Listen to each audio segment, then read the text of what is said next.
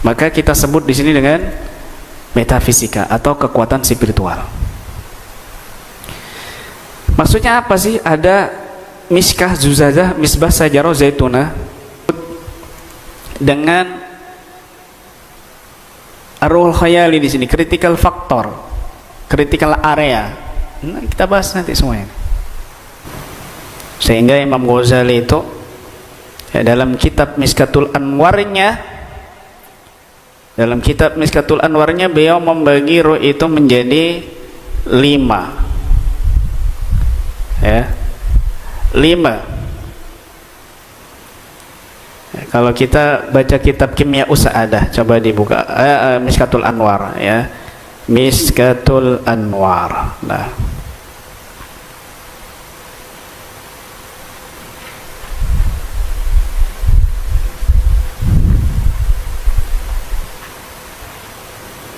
ini biar yang lain ikut baca ya.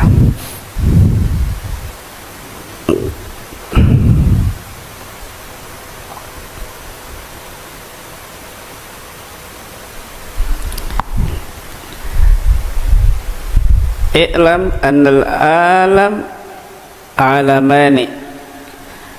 Ketahuilah alam itu ada 2, ruhani wa jismani, ruhani dan jismani. Wa in syi'ta qulta hissi wa aqli, ya, fisik dan akal. Wa in syi'ta ulwi wa sufli, wal kull mutaqarib, ya. Tuh. Di kitab Kimia Usaadah malah lebih terang lagi.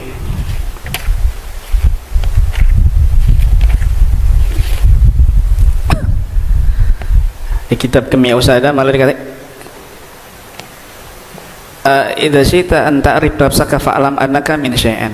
Jika kamu ingin tahu dirimu, maka ketahuilah dirimu itu dari 2 unsur. Al-awwal hadzal qalb, yang pertama ya ini hati ini, wasan yusama an-nafas war-ruh, ya.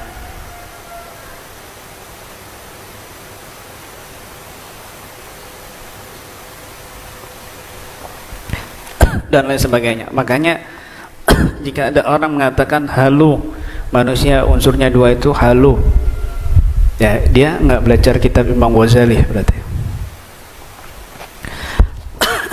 Ngomong doang tapi nggak paham, ya. Manusia ada 2 unsur yang non gaib dan gaib dibilang halu, fisik dan non fisik dibilang halu. Ini berarti dia nggak paham siapa dirinya, ya, bodoh terhadap diri, artinya dia halu sendiri gitu. Nah. Kemudian manusia ini diibaratkan oleh Allah Subhanahu wa taala, yang dibahas oleh Imam Ghazali itu seperti lampu teplok ini misalnya, cemplok ini, ceruk. Nah, dikira jika ada orang mengatakan ini karangan saya, ngarang-ngarang sendiri nama-nama dan istilah ini, berarti dia nggak baca kitab Imam Ghazali. Jangan mengira saya menulis ini, tapi ini ada rujukannya Imam Ghazali. Yang pertama, ya, ini disebut ini Al-Ghud Bustani fi Bayani Maratibil Arwahil Basariyaniti Nuraniyah. Kutub yang kedua yaitu tentang pembahasan tingkatan ruh-ruh manusia yang bersifat nuraniyah, cahaya. Kita sering nyebut hati nurani. Itu berasal dari kata nurani, yang bersifat cahaya. Ikuti hati nuranimu, ikuti hati yang bercahaya dalam jiwamu. Bisa dipahami? Nurani, nurani itu artinya yang bercahaya. Nah, di sini Imam Ghazali menyebutnya fal awal minha ar-ruhul hassas. Yang pertama ruhul hassas, wa huwa alladhi yatalaqqa ma turidul hawasil khamsu, yang ditangkap oleh indrawi yang 5, ya, penglihatan, pendengaran, perabaan, penciuman, Ya, ada 5 itu. Wa kana asruhul hayawan wa awwaluh. Ini menjadikan merupakan ruh hayawan dan pondasi awal dari ruh hayawan, binatang, manusia, ini hewan semua. Ruhul hassas. Bihi yasirul hayawan hayawanan wa huwa mawjud li sabi'ir radhi. Ini ada pada seorang bayi yang menyusui. Maksudnya apa di sini? Daya kekuatan indrawi binatang dan manusia ini dinamakan ruhul hassas. Ya, indrawi ini kalau di dalam versi ilmu hipno disebut gelombang beta. Ketika sadar dengan indrawi, interaksi indrawinya dengan dunia luar, ya, itu beta. Kemudian lanjut di sini as-sani ar-ruhul khayali wa huwa alladhi yastathbitu ma awradul hawas wa yahfadhu mahzunan indahu li Allah ala ruhil aqal alladhi faqo indal haja ilaih wa hadha la yujad li sabir radi fi bidayatin nusyu'ihi. Ini kalau enggak paham bahasanya bingung ini orang memahami kitab Imam Ghazali Mishkatul Anwar ini. Saya yakin pasti bingung. Ruhul khayali ini adalah ruh, singkatannya adalah ruh yang menyimpan segala apa yang ditangkap oleh indrawi. Informasi yang ditangkap oleh indrawi kita, pendengar, penglihatan dan semua 5 indrawi ini disimpan dulu. Ini kan namanya disebut dengan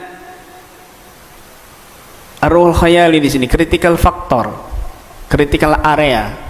Nah, kita bahas nanti semuanya.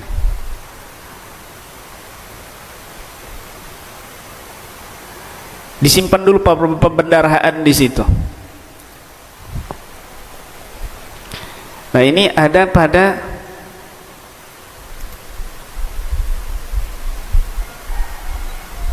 tidak ada pada anak kecil yang masih kecil.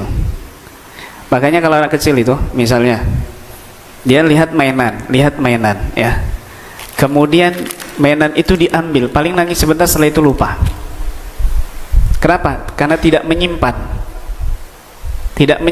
informasi itu, nggak ditangkap, nggak direkam. Tapi ketika dia besar sedikit, kata Imam Ghazali, ayak burak qalilan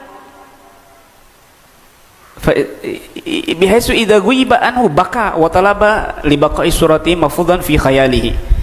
Ketika dia besar sedikit, diambil barangnya, dia akan menangis. Karena kenapa?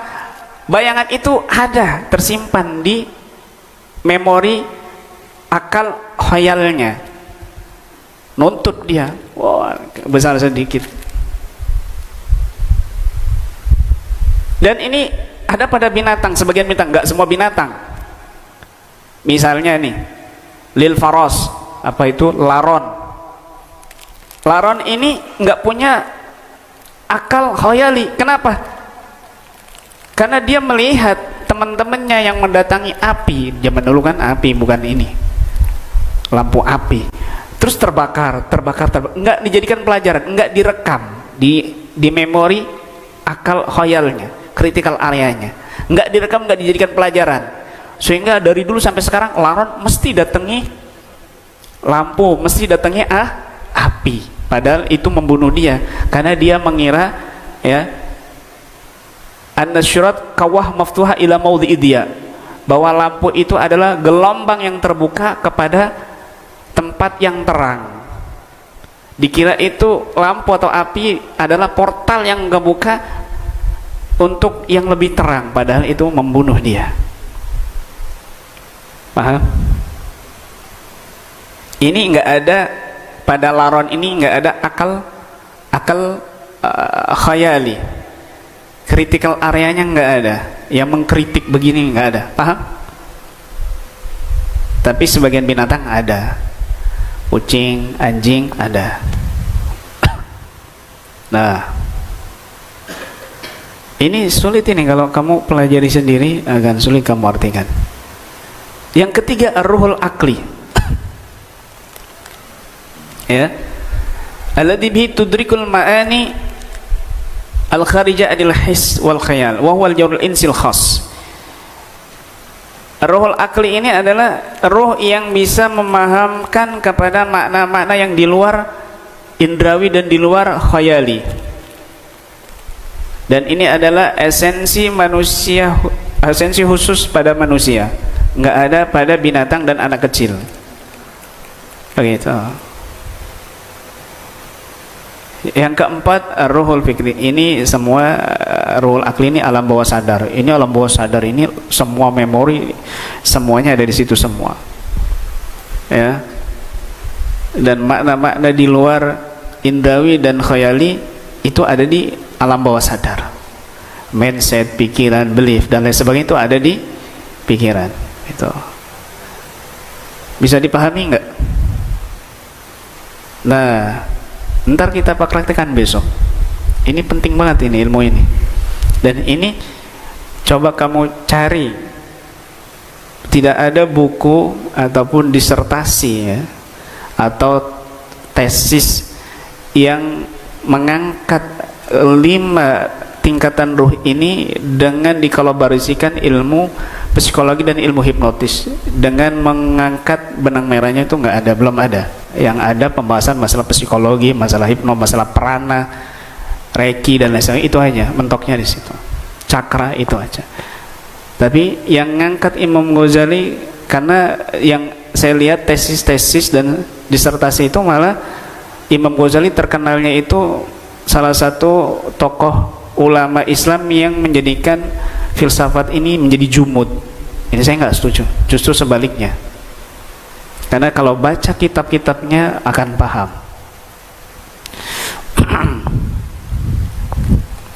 Nah, ruhul fikri ini baru ditemuin sama orang-orang barat. Ada kondisi gamma di mana orang ini super sadar. Ruhul fikri ini digambarkan oleh Imam Ghazali di sini dengan ya'khudul ulum al-aqliyal mahdhah, yang mengambil ilmu-ilmu rasional murni. Fayughi bainaha ta'lifat wasdiwazat wasanjibiyana ma'arif syarifah. Di situ dia menyusun, merangkai, menggabungkan, mengkombinasikan sehingga menjadi satu kesimpulan ilmu-ilmu yang mulia. Ada tesis kemudian disintesikan lagi menjadi kesimpulan lagi, terus demikian bercabang-cabang. Ini diibaratkan dengan apa? Dengan syajarah, pohon. Dan yang terakhir adalah ruhul qudsi, ini kecerdasan spiritual. Kecerdasan spiritual. Di sini dikatakan an-nabawi alladhi yakhtas bil anbiya wa ba'dul awliya, yang khusus para nabi dan sebagian para wali. Wa fi tatajalla lawahul ghaib wa akamal akhra. Di situ terbentang semua wawasan-wawasan gaib dan hukum-hukum akhirat, dan beberapa wawasan malakut samawati dan ardi. Ini kekuatan spiritual yang nggak bisa dirasionalkan oleh ilmu sains. Dibahas oleh Imam Ghazali di sini. Ya, ini masuknya apa? Kalau bukan masuk metafisika, kan gitu. Pastinya ini dalam pembahasan metafisika ini. Maka kita sebut di sini dengan metafisika atau kekuatan spiritual. Maksudnya apa sih? Ada miskah zuzazah, misbah sajarah zaituna. Baik, saya ambil di sini Al-Qur'annya sebentar ya. Perhatikan baik-baik. Ini akan menjadikan kita lebih beriman kepada Al-Quran, lebih mengagumi lagi kepada Islam. Allah Ta'ala berfirman dalam Al-Quran. Ini semua saya ringkesnya ada di kitab Mahir itu ya. Jadi perhatikan di sini biar singkat waktunya. Allah berfirman dalam Al-Quran, Allahu nurus samawati wal ardi. Allah adalah cahaya, pemberi cahaya-cahaya langit dan bumi. Mathalu nurihi, perumpamaan cahayanya. Oi. Perumpamaan cahayanya yang Allah berikan di langit dan di bumi. Perhatikan baik-baik ya. Perumpamaan cahaya yang Allah berikan di langit dan di, seperti apa perumpamaannya? Kamiskatin, seperti miskah. Nih, kebetulan ada contohnya. Ini miskah nih. Ini cuma ya bentuk-bentuknya macam-macam. Ini miskah. Kalau lampu cemplok tahu nggak dulu? Lampu ceruk zaman dulu, tahu kan? Lampu apa? Sentrong ya, damar. Kalau orang anu bilang damar ya, macam-macam orang Jawa bilang ya. Stocking. Apa sih namanya? Ada ini di sini ada, saudara. Nah,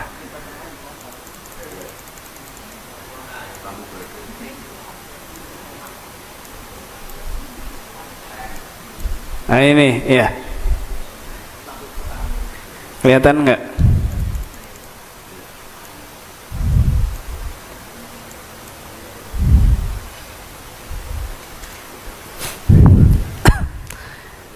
Ceruk, lampu petromak, ya, ceplik, macam-macam ini orang-orangnya. Lampu apa menurut kalian, bahasa masing-masing di sana ya? Ini miskah, ini wadahnya lampu disebut miskah. Perumpamaan cahaya Allah di bumi dan di langit nih seperti ini, miskah. Wadahnya miskah. Terus apa lagi? Allah berfirman, kamiskatin fiha misbah. Misbah yang mana? Misbah itu nih lampunya, apinya.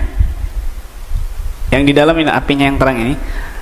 Al misbahu fi zujajah. Yang lampunya, apinya ini berada di dalam kaca. Ini kacanya, Ini kacanya. Oke? Ini kacanya di sini. Tuh kacanya nih, tertutup. Jadi azujajatu cerminnya, kacanya itu ka'annaha, seolah-olah itu kaukabun, bintang ya, duriyun yang bercahaya seperti mutiara, yuqadu, yang dinyalakan. Biasanya tuh dinyalakan tuh kan api ya. Ini pohon min syajaratin, yang dinyalakan berasal dari pohon syajarah. Tapi syajarah yang mana? Mubarakah, yang berkah. Ini pohon yang mana? Pohon zaitunah, bukan pohon mangga, bukan pohon duren, bukan pohon nangka, bukan pohon pisang, tapi dicontohkan oleh Allah pohon zaitun. La syarqiyah wala gharbiyah. Yang pohonnya ini tidak tumbuh di sebelah timur, tidak tumbuh di sebelah barat. Maksudnya apa sih? Di luar akal indrawi, di luar akal khayali. Ajib. Nggak bisa dinalar. Yakadu zaituha, yang minyaknya yudhi'u, minyaknya saja tuh hampir-hampir bisa menerangi, walau lam tamsashu narun, meskipun tidak